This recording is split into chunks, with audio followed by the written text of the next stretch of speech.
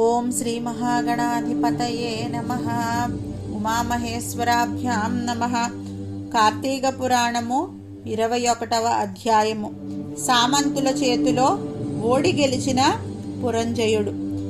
మనము ఇంతకు ముందు ఉన్న అధ్యాయములో నదీ స్నాన దీపదాన ఫలితాలు పురంజయుని కథను మనం తెలుసుకున్నాము. ఇప్పుడు ఈ పురంజయుడు ఏ విధంగా సామంతుల చేతిలో ఓడిపోతున్న పరిస్థితిలో గెలిచాడో తెలుసుకుందాం.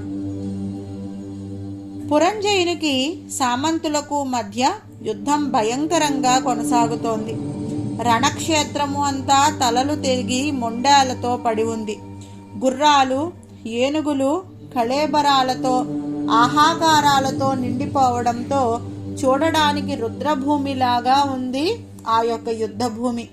కాంబోజరాజు పురంజయుడి మీదగా ధనుర్బాణాలతో దూసుకొని వస్తున్నాడు. అతనిపై బాణాల వర్షాన్ని కురిపించాడు. పురంజయుడు వేసిన బాణాలను కాంబోజరాజు ఒడిసి పట్టుకొని తిరిగి వాటినే అతనిపై ప్రయోగిస్తున్నాడు. పురంజయుడి శరీరం దెబ్బతింది. విజయము కనుచూపు మేరలో లేదని గమనించాడు పురంజయుడు. సంధ్యా సమయంలో కోటలోనికి పారిపోయి అంతఃపురంలో ఒంటరిగా కూర్చుని విచారిస్తున్నాడు పురంజయుడు.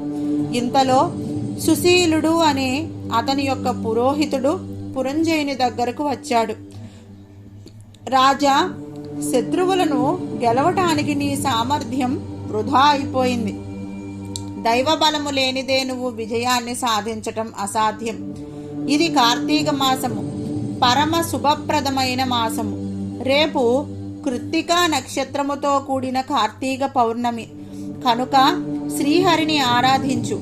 భక్తవరదుడైన శ్రీహరి ఇష్టకామ్య సిద్ధిని కలిగించి నిన్ను అనుగ్రహించగలడు. నీ రాజ్యాన్ని నువ్వు గెలుచుకొని విజయుడవై తిరిగి వస్తావు అని ప్రబోధించాడు.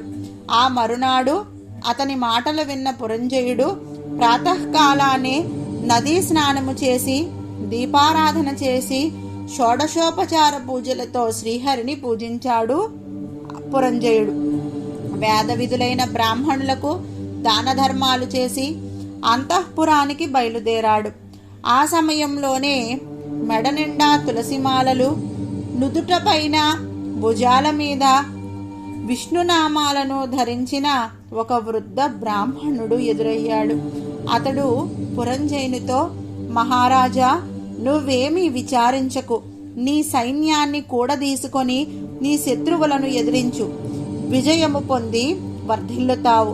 నీ రాజ్యం నీకు తప్పక లభిస్తుంది అని ఆశీర్వదించి అదృశ్యమైపోయాడట.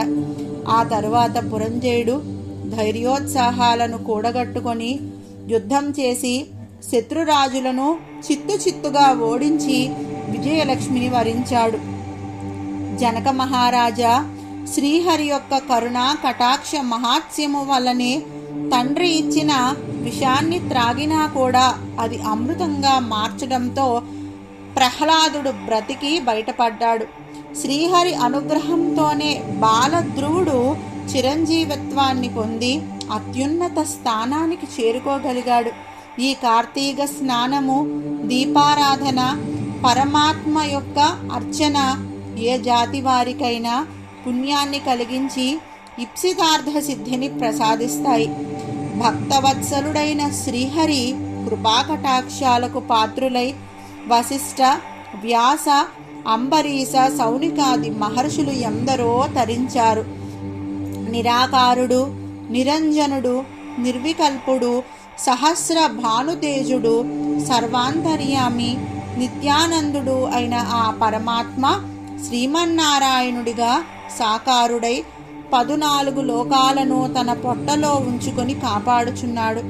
అటువంటి శ్రీమన్నారాయణుని యొక్క కృపా కటాక్ష వీక్షణాలు కలగటము, అతని అనుగ్రహానికి పాత్రులు కావడము కంటే గొప్పది మరొకటి ఏదీ ఉండదు అని రాజర్షి, ఆ యొక్క బ్రహ్మర్షి వశిష్ఠుడు ఈ శ్రీహరి యొక్క కార్తీక మాస ఔన్నత్యాన్ని పరిపరిగా వివరించి అనుగ్రహించారట.